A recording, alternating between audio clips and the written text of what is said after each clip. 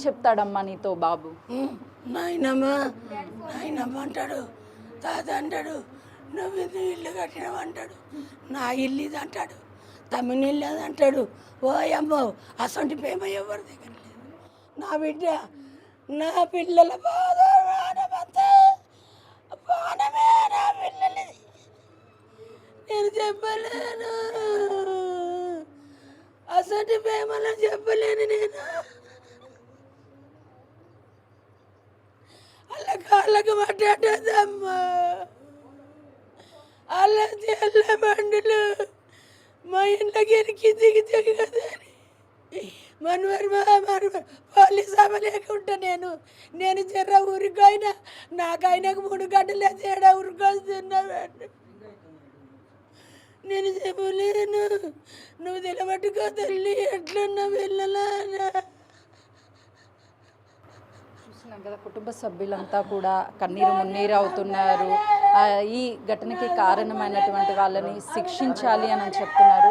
మనం విజువల్స్లో కూడా చూడొచ్చు, ఇంటి నిండా కూడా వాళ్ళ కుటుంబ సభ్యులతో పాటు వాళ్ళ నాన్నమ్మ తాతయ్య ఫొటోస్ కూడా మనకు విజువల్స్లో కనిపిస్తున్నాయి. ఆ బాబుకి ఎంతో ఇష్టమైనటువంటి కుటుంబ సభ్యులు ఎంతో అల్లారు ముద్దుగా పెంచుకున్నారు. ఈ ఘటన జరగడంతో ఈ ఘటనకు కారణమైనటువంటి వాళ్ళని శిక్షించాలి అని చెప్తున్నారు. నిన్న జరిగినటువంటి ఆదివారం జరిగినటువంటి ఘటనలో చూసినటువంటి వ్యక్తి ఉన్నారు, ప్రస్తుతం తనతో మాట్లాడదాం. మీరు ఏ టైంకి గ్రౌండ్కి వెళ్ళారు, ఏం జరిగిందండి? 6 o'clock వెళ్ళండి. 6 o'clock తీసుకెళ్ళి ఆడిపిస్తుంటే అక్కడ వాళ్ళు డ్రైవింగ్కి వచ్చారు. ఒక సైడ్ రౌండ్ వేసుకుంటా ముందుకు వచ్చేసి ఆ పిల్లలు ఆడుతున్నారు. అక్కడ పాప బాబు ఇద్దరు ఆడుతున్నారు. డైరెక్ట్ ఒక్కటేసారి ఇద్దరికి కొట్టేసిందండి. కొట్టేయగానే పాప ఒక 10 feet దూరం నట్టు పడ్డది. బాబు మళ్ళీ బౌన్స్ అయ్యి మళ్ళీ టైర్ కిందనే పడిపోయాడు. మొత్తం అప్పుడే స్పాట్ అయిపోయాడు. ఆ బోన్స్, కాళ్ళు, చేతులు అన్నీ అప్పుడే రీపోయినాయి. స్కిల్ కానీ దౌడలు కానీ ఏది లేదు, పార్ట్స్ కంప్లీట్గా 90% బోన్స్ అండ్ డ్యామేజ్ అయిపోయినాయి అతనికి. పాపకి ఎక్కడెక్కడ గాయాలయ్యాయి? పాప పరిస్థితి? పాపకి ఇక్కడ బ్యాక్ సైడ్ స్వెల్లింగ్ వచ్చింది, ఇక్కడ బ్లడ్ క్లాట్ అయింది, బ్లీడ్ అవుతుంది. అది 24 hours అబ్జర్వేషన్లో ఉంచినాం. నైట్ 9 వరకు ఓకే, పర్వాలేదు, ఏ వామిటింగ్స్ కానీ ఫిట్స్ కానీ ఏం రాలేదు. నైట్ 9 o'clock డిశ్చార్జ్ చేసుకొచ్చినాం. వాళ్ళు డ్రైవింగ్ చేసేటువంటి వాళ్ళు ఎక్కడి నుంచి వచ్చారు? వాళ్ళు మీకు ఏమైనా పరిచయం? ఇక్కడ నవ్య నాకు పరిచయం లేరు. నవ్య ఇక్కడ పక్కన వెంచర్లో ఉంటారు, కాలనీ నవ్య విల్లాస్ అని ఉంటాడు. వాళ్ళు రావడం ఒక 15 నిమిషాలు వాళ్ళు రౌండ్ వేసుకుంటా తిరిగిరు. మేము ఒక 15 నిమిషాలు 6 minutes అప్రాక్సిమేట్లీ అటు ఇటు ఆ టైంకి వచ్చి ఇద్దరికి ఉద్దేశించండి. ఏం చెప్తారండి? అంటే ఒక తల్లి మరొక తల్లి కడుపు కోతను మిగిల్చిందనే చెప్పాలి. ఏదైనా బాధ ఎవరికి రావద్దు మేడం. అట్లాంటిది 10 సంవత్సరాల పిల్లలని చావడం, అన్యం పుణ్యం తినని పిల్లల గ్రౌండ్లో ఆడుకుంటాను. నేను ఈ రోడ్ పైన ఆడిపోయాను. అసలు నేను డ్యూటీకి వెళ్తే నాకు వీలైనప్పుడు ఫస్ట్ షిఫ్ట్ ఉన్నప్పుడే నా 5 మంది పిల్లలని, నా 3 పిల్లలు, నా తమ్ముడు పిల్లలు, ఇద్దరు 5 మందిని నేను కంపల్సరీ తీసుకెళ్ళి గ్రౌండ్లోనే ఆడిపిస్తాను. నేను ఎక్కడ బయట సరౌండింగ్లో ఆడినవి కూడా చూస్తాను. మోస్ట్లీ తీసుకెళ్ళి అక్కడ ఆడిపించిన ఎప్పుడు కాదు, ఫస్ట్ టైం ఎప్పటికీ తీసుకెళ్ళి ఆడిపిస్తూనే ఉంటా. ఇది లాస్ట్ అయింది వాడికి. నా కొడుకు ఇద్దరు ఒకటే మేడం. ఎంత ఆడుకున్నా వాళ్ళిద్దరు అన్నదమ్ములే, వాళ్ళ ప్రేమ వేరు. ఆమె ప్రేమ, నా బిడ్డ ప్రేమ, వాళ్ళిద్దరి పైన ప్రేమ నేను నిన్ననే చూసినా మేడం. ఎందుకంటే వాళ్ళు ఆడుకుంటారు, పాడుకుంటారు. నేను డ్యూటీకి వెళ్తుంటా కానీ నిన్న నా పాపని ఆ 2 hours నా పాప కంటిన్యూ ఏడవడం, వాడి కోసం ఎంత బాధ, ఎంత ఆవేదన ఉందో నిన్న చూసినా మేడం. అతనికి ఆమె తినిపియడం జరుగుతుందంట, ఆమెను ఆడిపియడం, ఈ తోడలపైన అతను కూర్చోబెట్టుకోవడం, ఆమె ఆవేదన అతను జీవించలేకపోతున్నాను మేడం. నాకు నా తమ్ముడు, నా కొడుకుకి నాకు ఇంకో కొడుకు లేకుండా చేసుకున్నాం.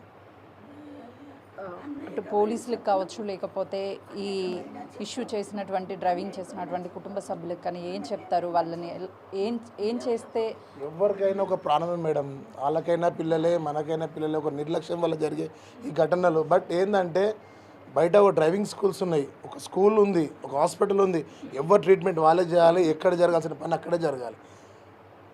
ఒక ఆల్కహాల్ తీసుకోవాలని ఒక బార్ ఉంది, ఒక వైన్స్లు ఉన్నాయి, అక్కడ ప్రొవైడ్ చేసిన తీసుకోవాలి, లేకపోతే ఇళ్ళలో కూర్చోవాలి. ఈ అన్ఆథరైజ్ ప్లేస్లలో అక్కడ ఈ ఆల్కహాల్ తీసుకోవడం కానీ ఈ డ్రైవింగ్ చేయడం కానీ కరెక్ట్ కాదు మేడం.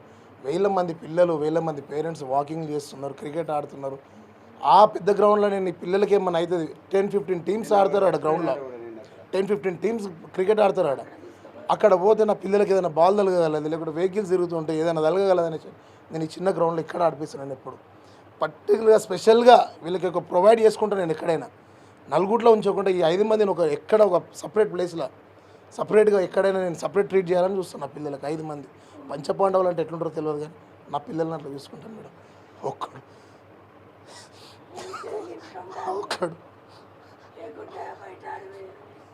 ఉంటే ఇంట్లో ఇస్తాను మేడం, బయట ఆడిపిస్తా.